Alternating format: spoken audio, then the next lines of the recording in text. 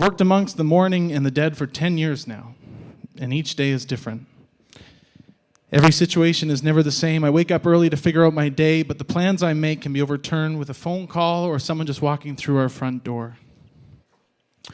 We go in cold, usually with nothing at all. Sometimes with a name or a next of kin. Our work is cut out for us before it even begins. A death has occurred. And I can remember the first time that I walked into a room alone like this. No idea what to expect. My hands shook like leaves, and my heart was in my throat, and my stomach was hanging out with my feet. I had no idea what to say at 18 to a man who had lost his wife of 38 years because of a disease she received working for a paycheck to support her family. It's a dryer. Yet I was able to string together enough tangible words to make a lasting friendship by the end of the day. After the funeral, he would invite me over for coffee. Or if it was past 10 a.m., a beer or a mug of Jameson, so at least it looked kind of like a cup of coffee. It definitely didn't smell like one. And he would share stories of love and loss, and he told me intimate parts of his life with her, which at 18 I wasn't totally okay with. But I knew I just had to listen, and so I'd listen. My favorite story he told was how she would fart in her sleep. And he would have to sleep on the couch just to escape the never-ending brigade. Yet he would lie to her in the morning, making up an excuse for her, for him staying on not in the bed so that she wouldn't be embarrassed. And he taught me that humor can be a release, and that a heavy heart can be lightened by words or the lending of an ear. Now, I can't go around the funeral home cracking knock-knock jokes. And as much as it pains me, whoopee cushions are not permitted within my vicinity, so as a director, I have to be mindful of where I am.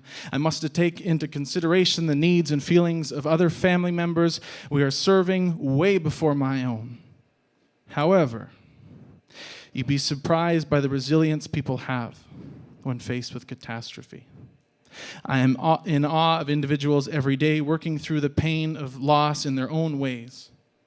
Some find comfort in religion, some find it in their family support system, and some find solace in laughter and remembering the good times. Lighten the dark. An idea I have implemented into my own life. I did really well not crying through the whole thing by myself, so we'll see how this goes. Lighten the dark. An idea I have implemented in my own life after death came way too early for some of my favorite people in my life. I've done my own share of healing this year. After the loss of my grandfather and best friend, he never took life too seriously. After finding the best parts of a dire situation, even during his first and only stay in a hospital bed, we volleyed gentle insults and puns back and forth, his levels on a screen peaking and falling. A nurse came in and was concerned by his monitor and said, "Randy, your levels for your heart are no good. We need to get those levels up." And without a missed beat, he said, "Well, that sure is disheartening." The joke is that disheartening heart is in there, and that's what was failing. Just so you guys didn't, I know some of you didn't laugh, so I just wanted to point that out so now you can laugh, or don't, it's okay. I laughed, and so did he, but she did not. An hour later, he passed away. When we returned to the room, the team of doctors and nurses were still working on him, and as we got closer to the bed, they called the time of death. A new experience for me. And without a beat, I said, "Thank you all for trying, but I'd be lying if I didn't wish you were better at this." And I kind of chuckled to myself. They did not. My family didn't know what to do. But I thought Grandpa would have liked that, never taking things too seriously.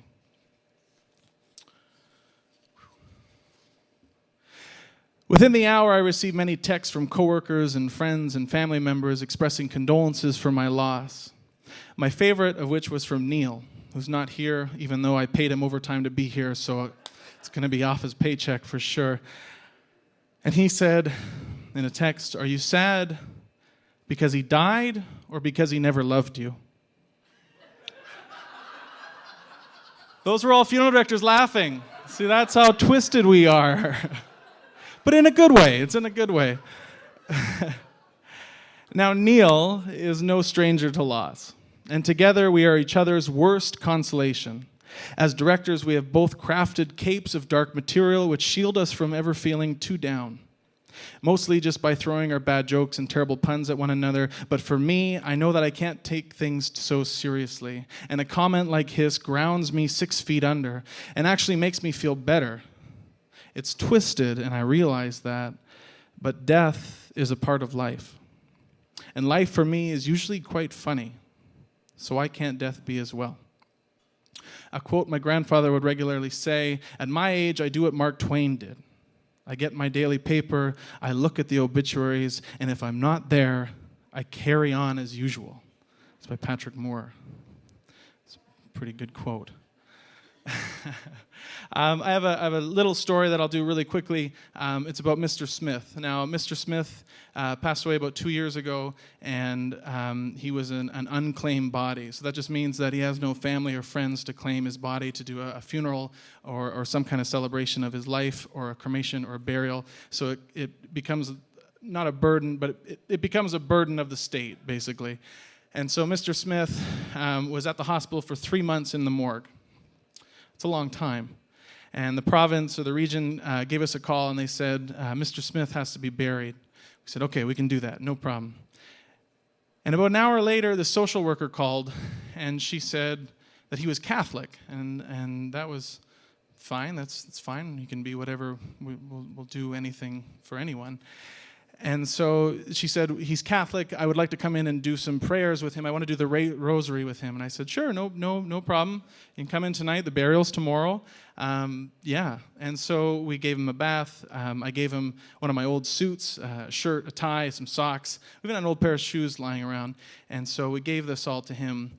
And we dressed him, placed him in the casket that the province provided. And we brought him into the room. Now, Nancy, we're going to call her Nancy, she showed up to do the rosary with this poor man. And as it just turned out, that night, my friend, who was a Catholic priest, his mom had passed away.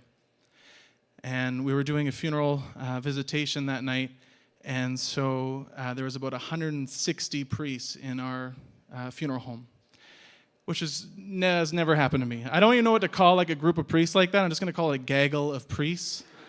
So we'll call it a gaggle of priests. And there were 3 of them standing in the hallway as we were walking to this room to do the rosary with this poor man.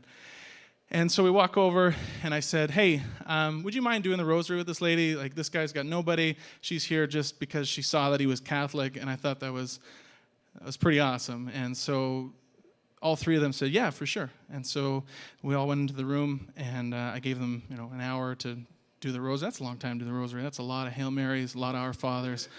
Anyways, they're in there for the whole 45 minutes or so doing the rosary for this guy that had no one. And during the time, I went upstairs, and I had his wallet in my possession, and so I opened it up just to see who this guy was. And I pulled his paperclip out. And in the paperclip, there was the regular stuff that you have in your wallet, but then there was a list of names, 10 names inside. And the 10 names had 10 phone numbers. I called all of them. I left 3 messages, and then I got 7 people. Yeah, that's right. Funeral directors aren't good at math. Unless it's guessing estimates for the obituary costs, which we're pretty good at. It's a lot.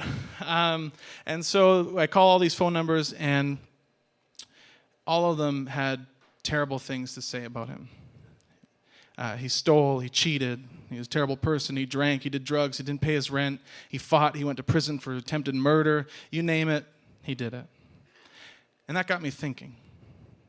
At the time, I wasn't the nicest person in my entire life, and I wondered what people would say at my funeral, what kind of legacy I wanted to leave behind, so I keep this in my wallet as a constant reminder of what other people think of me.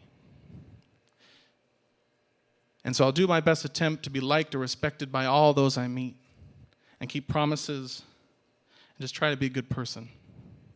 Thank you.